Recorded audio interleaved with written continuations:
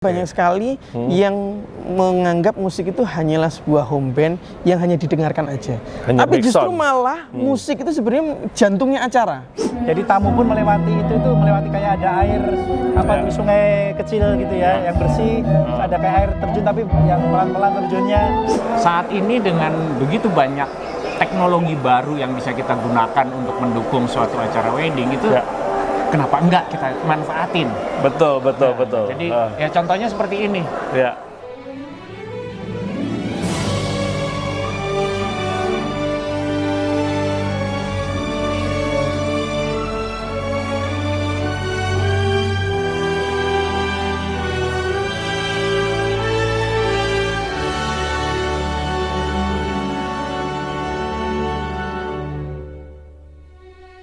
Oke, ketemu lagi dengan Candy, penata acara.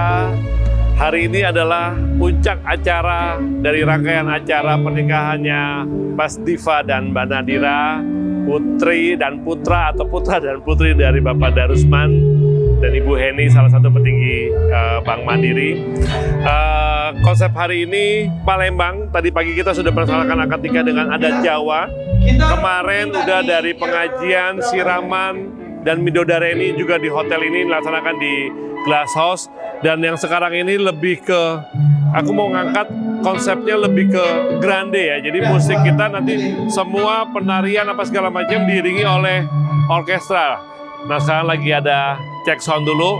Nanti juga ada bintang tamu kita, ada Marcel. Nanti habis ini kita akan geladi tarian-tarian adatnya. Jadi walaupun dengan biasanya tarian Palembang itu tidak diiringi dengan live, biasanya diiringi dengan playback dari CD atau dari notebook ya. Cuman sekarang khusus buat tariannya, Malik mengaransemen tarian lagu itu dengan sedemikian rupa supaya lebih wah lagi, dan pastinya tidak boleh salah ketukannya karena tariannya bisa salah. Oke, yuk kita jalan-jalan, kita lihat dari mulai pintu masuk ada LED cukup besar sampai lantainya pun juga ada LED. Di situ konsepnya kayak ada air terjun, ada tamu-tamu bisa lewat kayak di atas sungai. Teman-teman bisa keliling deh kalau gitu. Ya, nanti kita ngobrol lagi.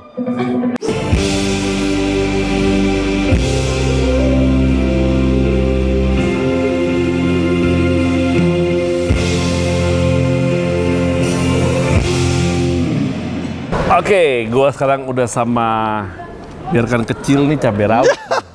Jauh-jauh coba dari negeri dari jauh lah pokoknya. Dari kampung kita bawa ke Jakarta karena emang dia punya konsep musiknya berbeda daripada yang mungkin di Jakarta banyak ya, tapi gua nggak tahu kayaknya jadi emang Jakarta belum ada. Oh, Jakarta belum ada malah justru. Jakarta belum ada konsep kita. Nah, sekarang gini Malik. Gue tahu musik lo keren banget dengan konsep orkestranya. Apalagi tadi kita nih nanti teman-teman bisa lihat acaranya, walaupun dengan tradisi Palembang kita tanpa mengurangi, tapi kita bikin lebih grande. Orkestranya kerasa, jadi itu membuat suatu hal lebih mewah. Tapi sekarang untuk yang lainnya gimana caranya lo meyakinkan si para calon pengantin jangan takut pakai orkestra di wedding? Iya. Jadi sebenarnya lebih ke mindset ya. Banyak klien-klien yang takut kalau orkestra itu nanti musiknya atau suaranya terlalu kenceng, kalau bahasa Jawanya gedubrakan gitu, gedubrakan. Padahal sebenarnya bukan dari format musiknya, tapi dari jenis lagunya. Jadi kalau misal yang di request lagunya yang kenceng-kenceng semua ya akannya mau kata band juga kenceng semua, betul. Meskipun format akustik pun ya juga jadi kenceng. Tapi kalau orkestra, kalau dari Malik itu pasti ngatur dinamikanya, mulai dari awal. Oh, jadi semua lagu lo di main ulang pastinya? Enggak semuanya, tapi kita kan tetap konsultasi sama si klien pengennya lagu apa. Biasanya klien itu kalau request lagu itu banyak yang upbeat semua atau slow semua. Nah, kita biasanya setengah-setengah untuk bisa mengisi flow-nya biar dari awal sampai endingnya enak. Jadi ritme acara pun juga dilihat ya. Dan yang terpenting musiknya nggak hanya itu aja. Karena banyak sekali yang menganggap musik itu hanyalah sebuah home band yang hanya didengarkan aja. Tapi justru malah musik itu sebenarnya jantungnya acara. Ketika ada musik itu bisa hidup, acaranya bisa terkenang. Tamu undangan itu jangan sampai orang datang, salaman, makan, udah. Tapi orang datang salaman, ngelihat musiknya, ada pertunjukannya, ada show-nya. Jadi orang-orang benar-benar kayak bisa sangat mengenang banget. Acaranya ini keren banget ya, gitu berarti. Oke, jadi itu yang kita tawarkan ke klien kita kali ini, walaupun dengan konsep tradisional, tapi ini acara kita bikin ya ada show-nya. Jadi jangan cuma sekedar tarian akhirnya nggak ada yang lihat, hanya sekedar musik akhirnya cuma sebagai background aja, Spotify aja kalau background aja ya. Saya itu kemarin riset yang lagu-lagu Palembang atau prosesi ini. Rata-rata semua pakai MP3. Nah itu. Nggak ada yang bahkan sampai live. Penari kita sekarang tuh tadinya nggak mau. Ragu awalnya. Jadi buat teman-teman ketahui ya, untuk penarian pagar pengantin itu penarinya saat ini nggak mau diiringi oleh live karena dia takut ketukannya beda sama apa segala macam. Tapi waktu kita meeting saya meyakinkan dan menjamin 1000% ketukannya sama persis, tidak ada tempo yang terpleset satupun. Oke, jadi coba nanti kita lihat penarinya, betul pengantinnya yang nari diiringi oleh Malik Entertainment. Hadirin, tarian ini merupakan tarian perpisahan dari masa gadis remaja memasuki masa berumah tangga. Menari di dulang agung keemasan, ibarat sebutuh kembang teratai yang lebar, mekar dari rumputnya yang selama ini melindunginya, melambangkan keluhuran kemudian keluarga. Tarian ini melukiskan betapa besar kegembiraan keluarga kedua mempelai yang kini telah menjadi satu keluarga.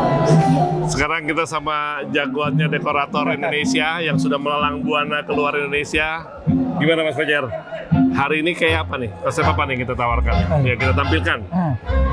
Ini sebenarnya konsepnya kalau acara akadnya tadi Jawa. Ya.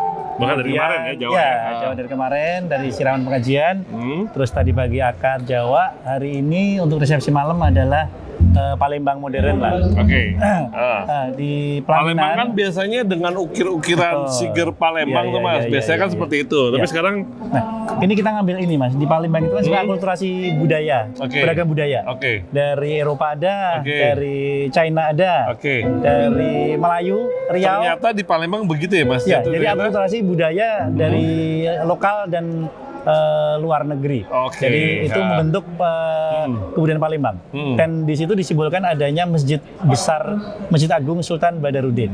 Ini yang di diambil, kota Palembang. Itu ambil dari Masjid Sultan Badarudin. Ubah yang utama tengah ini adalah ubahnya Masjid Sultan Badarudin di kota Palembang. Dan relung-relung jendela itu adalah bagian dari Eropa ya. Bagian dari Eropa ya. Ambience sekelilingnya ini adalah ukiran-ukiran itu, ada ukiran di tengahnya bawahnya itu mencerminkan Melayu Indonesia. Jadi akulturasi dari terus di depan tuh Mas, di depan tuh tadi kan kita lihat ya ada air, ada ini. Itu apa maksudnya?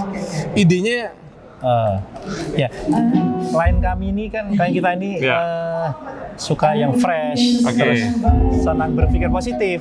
Jadi air itu menandakan sesuatu yang positif, mengalir, pikirannya selalu mengalir terus. Nah itu kita simbolkan dengan suasana yang nyaman, sejuk, damai, gitu ya. Jadi tamu pun melewati kayak ada air di sungai kecil gitu ya, yang bersih, ada kayak air terjun tapi yang pelan-pelan terjunnya. Itu kan menandakan bahwa kita selalu bergerak tapi dinamis gitu sih. Di depan juga tetap konsep Jawa ya Mas, karena tadi pagi dipakai Atika, jadi tetap konsep Jawanya. Karena emang klien kita emang ada dari Palembangnya ada, Jawanya pun ada.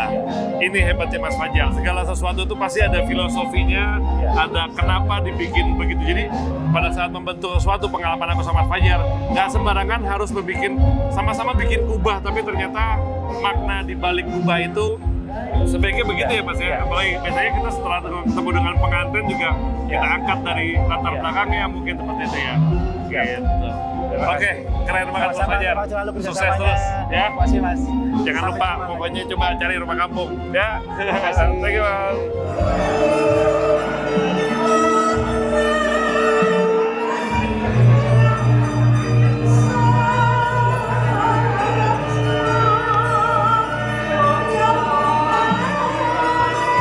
sekarang kita udah sama the lighting designer kita hari ini, Mas Iwan. Senang banget kita kerjasama lagi. Iya betul. Perlu diketahui Mas Iwan ini juga menjadi sebagai penjabat ketua asosiasi wedding terbesar nih, yang udah tertua bisa dibilang ketua begitu ya. Iya. Oke, Mas Iwan. Tadi kita sempat ngobrol ya, kita pengen menampilkan atau memberikan suatu konsep wedding itu yang nggak begitu-begitu aja. Ya. Sekarang kan udah banyak sekali aku lihat di sosial media, wedding itu kayak show atau mungkin kayak event yang seperti orang-orang lakukan. Mungkin bukan hanya wedding, tapi memungkinkan nggak sih kalau konsep show atau konsep konser atau konsep itu kita gabungkan di acara wedding, walaupun wedding tradisional ya. Gimana menurut Iwan? Nah, jadi memang saat ini dunia wedding itu sudah migrasi, berkembang sangat pesat ya. Oke.